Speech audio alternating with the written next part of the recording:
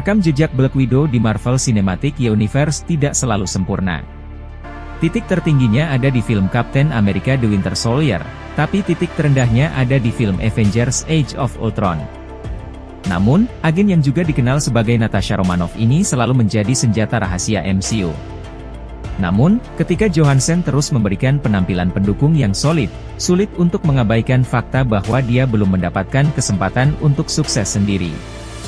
Pada saat Marvel akhirnya memberikan proyek solo Black Widow, rasanya terlalu terlambat. Black Widow berada di tengah-tengah dari 15 tahun produksi waralaba ini. Film ini memberikan keadilan pada karakter utamanya, tapi juga tidak layak untuk ditunggu. Film ini juga tidak membantu karena ini muncul setelah pengorbanan Natasha yang mengejutkan di Avengers Endgame, mungkin sebagai hadiah perdamaian selama lebih dari 1 dekade fans telah meminta cerita yang lebih berpusat pada Black Widow. Black Widow merupakan film MCU kedua yang menampilkan pemeran utama wanita setelah Captain Marvel pada tahun 2019. Mengapa butuh waktu begitu lama bagi Marvel untuk memberikan apa yang fans mereka inginkan? Jawabannya terjerat dalam banyak sekali birokrasi, tetapi buku di balik layar berjudul MCU The Reign of Marvel Studios meringkas konflik selama bertahun-tahun menjadi satu masalah yang jelas, yakni sikap keras kepala mantan CEO Marvel, Ike Perlmutter. Awal yang tentatif. Film Black Widow telah menjadi topik diskusi bahkan sebelum pembentukan MCU. Pembicaraan telah berlangsung sejak tahun 2004 ketika Lionsgate memilih hak untuk mengadaptasi karakter tersebut dalam sebuah film layar lebar. Saat itu, Black Widow dianggap sebagai karakter Marvel yang paling mudah untuk diangkat ke layar lebar. Sudah ada presiden untuk film mata-mata dengan munculnya Jason Bourne dan tokoh-tokoh sezamannya. Penulis skenario X-Men, David Hayter, telah diminta untuk menulis dan menyutradarai film untuk Lionsgate ini. Namun kemajuan apapun yang telah ia capai terhenti oleh gelombang baru film laga yang kurang mendapat sambutan baik. Beberapa seperti Tomb Raider, Underworld dan Kill Bill merupakan film yang sukses besar. Namun, yang lainnya tidak seberuntung itu. Setelah perilisan Iron Flux yang dibintangi Charlize Theron yang kurang menguntungkan, Lionsgate menghentikan film Black Widow. Hayter kemudian mengembangkan film Walkman karya Zack Snyder dan Warrior Nun dari Netflix. Namun ia masih melihat ke belakang dengan penuh penyesalan atas rencana Black Widow yang dibatalkan Lionsgate. Merancang Natasha. Ketika Black Widow memulai debutnya di MCU dalam Iron Man 2, Hollywood masih menyesuaikan diri dengan ide film superhero yang diperankan oleh perempuan. Para penggemar tampaknya menginginkan film solo Black Widow segera, tetapi Marvel dan komite kreatifnya yang terkenal suka ikut campur tetap bersikap suam-suam kuku terhadap ide tersebut. Sementara itu, Johansson bekerja keras untuk mempersiapkan Black Widow untuk sebuah film solo dalam waktu dekat. Dengan bantuan Joss Whedon, penampilan Natasha dalam The Avengers terasa lebih membumi dan bernuansa. Percakapan Johansson dengan Whedon akan menjadi dasar bagi film solo Natasha yang telah lama ditunggu-tunggu. The Avengers membangun hubungannya yang kuat dengan sesama anggota Avengers. Clint Barton memberikan kisah menarik tentang masa-masa sebelum bergabung dengan S.H.I.E.L.D. dan memperkenalkannya sebagai seorang agen rahasia yang memiliki agendanya sendiri. Johansson terlihat jauh lebih betah dengan perannya, yang membuat penampilannya semakin menawan. Natasha bertahan hidup dengan segelintir pria berkekuatan super. Namun, hal ini menimbulkan sebuah pertanyaan.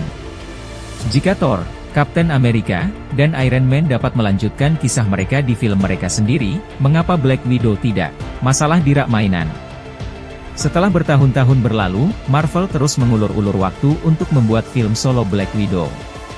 Namun terlepas dari klaim Feige tentang kemajuannya, Marvel tampaknya tidak lebih dekat untuk memberikan lampu hijau untuk film Black Widow. Pada akhirnya, argumennya terus berputar kembali ke penjualan merchandise. Mengingat bahwa kepala Marvel pada saat itu, Ike Perlmutter, berkecimpung dalam bisnis mainan, dia tidak memiliki masalah untuk berpegang teguh pada filosofi tersebut. Selama bertahun-tahun, figur aksi Black Widow secara mencolok hilang dari rak-rak mainan.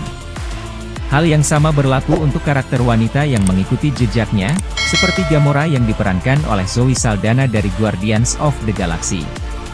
Hal ini tampaknya menjadi perhatian utama pada tahun 2015 ketika blog Women and Film dari IndieWire menemukan sebuah email yang dikirim dari Perlmutter kepada seorang eksekutif Sony.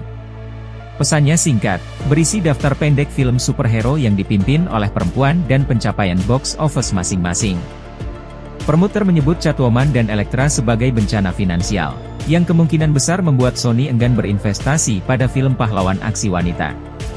Pada tahun 2014, Sony telah mengumumkan rencananya untuk mengembangkan cerita yang berpusat pada wanita untuk Spider-Man Universe, hanya beberapa hari sebelum promotor mengirimkan emailnya kepada Michael Linton dari Sony.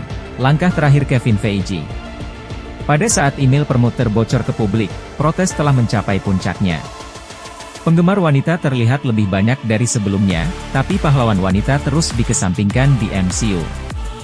Bukan hanya Black Widow, para penggemar juga kecewa dengan keputusan Marvel untuk tidak menyertakan Wasp dalam The Avengers, meskipun ia adalah anggota pendiri kelompok super tersebut dalam komik.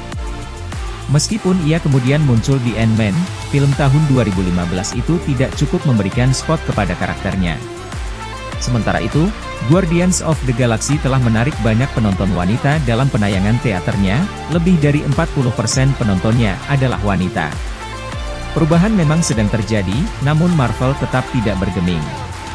Bahkan pimpinan Marvel, Kevin Feige, tampaknya sudah muak dan secara langsung menjawab email promotor dalam sebuah wawancara tahun 2014 dengan Comic Book Resources. Kritik yang luar biasa tajam dari Feige terhadap promotor dan komite kreatif merupakan salah satu tanda dari upayanya di balik layar. Pada tahun 2017, Vanity Fair melaporkan bahwa promotor telah diam-diam dikesampingkan dalam restrukturisasi manajemen yang telah lama tertunda di Disney. Sumber yang dekat dengan Marvel mengutip, pendapat promotor yang sudah ketinggalan zaman tentang casting, penganggaran, dan merchandising, serta dukungan finansialnya kepada Presiden Donald Trump saat itu, sebagai penyebab pergantian kepemimpinan di studio tersebut. Generasi berikutnya. Setelah Feige dipromosikan menjadi Chief Creative Officer, MCU segera berubah untuk membuat proyek-proyeknya menjadi lebih inklusif. Dengan film-film seperti Black Panther dan Captain Marvel, waralaba ini akhirnya mulai mencerminkan para penontonnya.